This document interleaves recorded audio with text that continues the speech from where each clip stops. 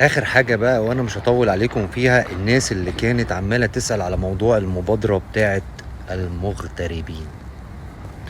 انتوا جايين تسألوا دلوقتي؟ فاكرين اغنية هاني شاكر؟ هو انت لسه بتسألي؟ المبادرة خلاص ده فاضل فيها 5 ايام، 5 ايام والمبادرة تنتهي. والمبادرة كانت من الحاجات الحلوة جدا اللي انت بتوفر في تمن العربية رقم محترم جدا. آه بالنسبة لتسعير العربيات في مصر، بكلمكم بجد والله. يعني مش اقل، مثلا لو عربية عادية مش اقل من 200 300 الف جنيه، لو عربية بريميوم كار مش اقل مثلا من 600، وممكن توصل مليون. لو رينج تمن العربية مثلا 3 مليون 4 مليون، لا بتوفر كتير جدا. بس للأسف، طب هل نتوقع ان هي ممكن يمدوها او يحصل تاني؟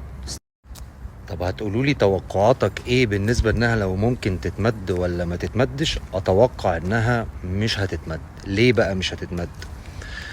لان المبادرة دي كانت معمولة لدخول العملة الصعبة البلد، يعني معمولة عشان الدولار يدخل البلد، لان كان في عندنا ازمة.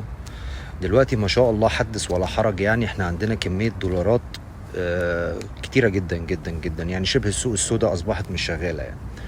فايه اللي هيخلي يعني الدولة او الحكومة او الحتة يعني التخصص ده، لان هو تبع وزارة المالية، يمدوها تاني؟ ما هو مفيش، يعني مفيش عندك نقطة معينة اللي انت مستدعي، اللي انت محتاج اللي انت تعمل مبادرة، لان المبادرة دي بالمناسبة بتخسر الدولة، عشان تبقوا انتوا عارفين، مش بتكسب الدولة، فبتخسرهم. فايه الداعي ان انت تمدها؟ فده وجهة نظري بصراحة. ما الله اعلم بقى، هل هي ممكن